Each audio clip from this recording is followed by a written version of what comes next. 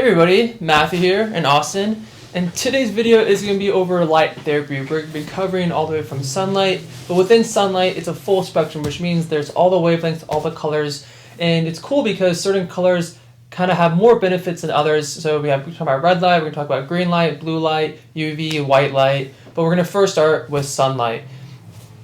So we're generally going to aspect of the phototherapy of what the actual UV light can give us.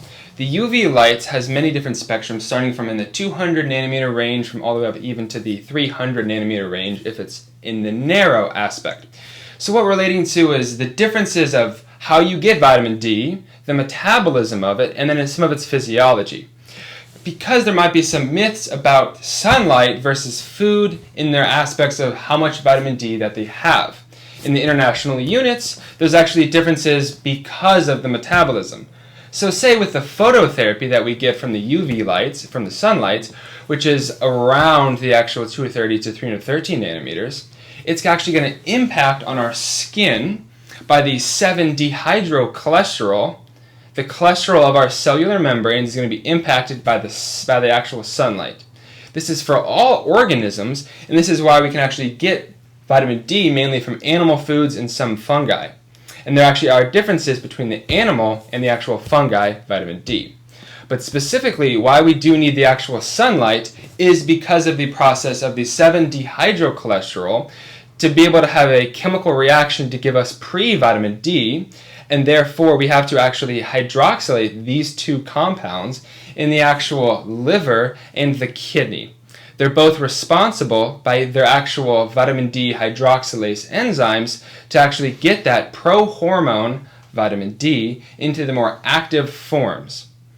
Once the actual 7-dehydrocholesterol goes actually onto the skin, reacts with the skin, now the liver is able to then get what comes in the blood, alter it to a 25 hydroxy vitamin D, then the actual kidney is able to then hydroxylate it again into the 125 hydroxy vitamin D. This is its most active form with a half-life that might be around even 15 hours. Whereas some of the active vitamin D that gets actually in the liver has a longer half-life of sometimes even 10 to 60 days. So specifically, when you're getting your serum 25 hydroxy vitamin D measured in your blood, that's mainly because the liver is doing its job. And there are areas where you actually might be deficient in some of that. And it possibly could be from what we've talked about so far. The sunlight isn't there enough, the liver isn't doing its job, and or the kidney isn't doing its job.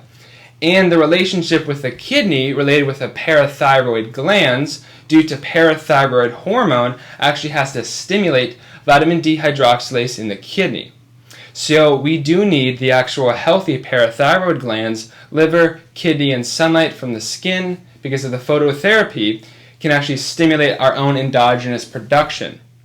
Which is why there's possibly a misnomer that vitamin D is not a vital amine, it's actually a prohormone because of its relation with actually gene transcription by helping the gene encoding proteins of all nucleated cells.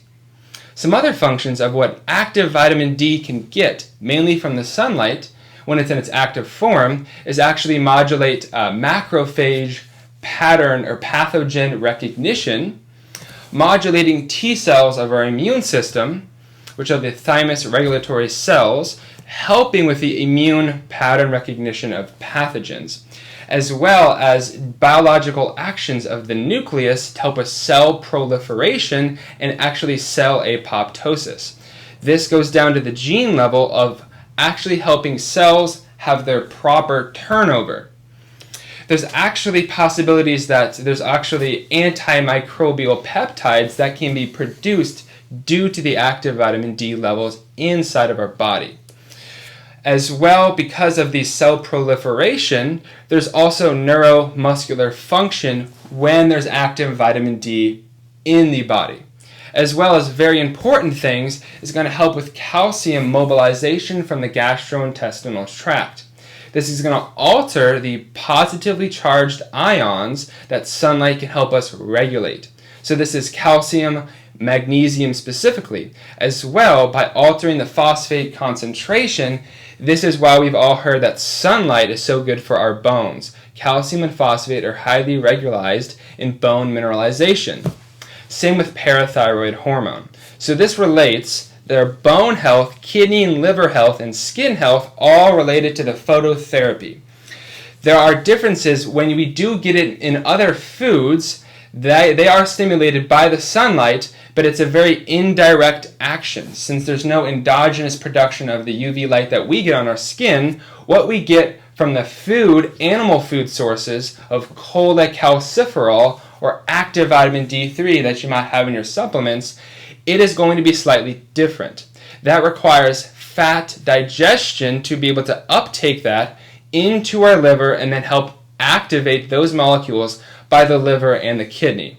So some of us who might be deficient in vitamin D, we might not be getting enough sunlight. In the food sources, we're not necessarily digesting it because of the lipid solubility of the vitamin D. We might not be digesting it and we're actually excreting it and not absorbing it. And we're actually excreting it through the actual liver to go through the bile, and we're excreting it out in our feces. So these are some of the potential ways of how you're deficient in it. And some of the good food sources are going to be mainly seafood. You're mainly going to get it through cod liver oil. You're going to get it through salmon, trout, sardines, oysters. This is the cholecalciferol version.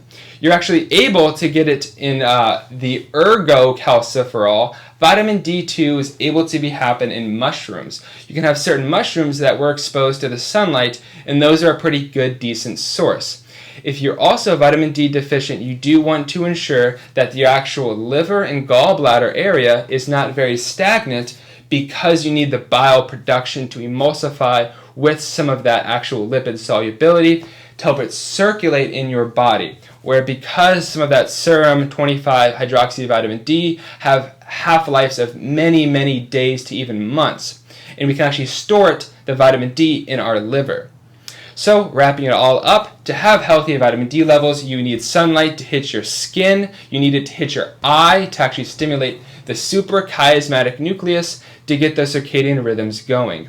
This can stimulate the entire nervous system to actually want to create the actual enzymes in the nucleus during the gene transcription. This will give you all of the beneficial mood aspects, because the receptors that are known for oxytocin, the mood enhancement, and even serotonin biosynthesis, those receptors need to stimulate by vitamin D.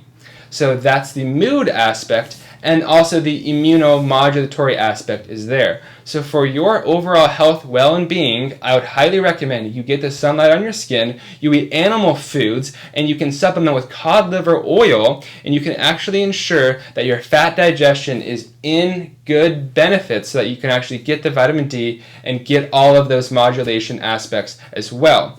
There are some disorders that might be shown to have lower vitamin D levels. This is common rickets, osteoporosis, osteomalacia, other disorders of the intestinal tract, irritable bowel disease, Crohn's disease, certain cardiovascular disease issues, as well as immunocompromised issues such as autoimmune disease. These may have associations with lower vitamin D levels over a chronic period of time. If you are somebody who has these disorders and your vitamin D levels are not in check, then it should be one of your top priorities to help with the symptom modulation of your disorders. I hope that helps. And as you can tell, Austin is much more informed on vitamin D than me. But this is the physiology of vitamin D. Thank you for watching. Hope you have a nice day. Enjoy.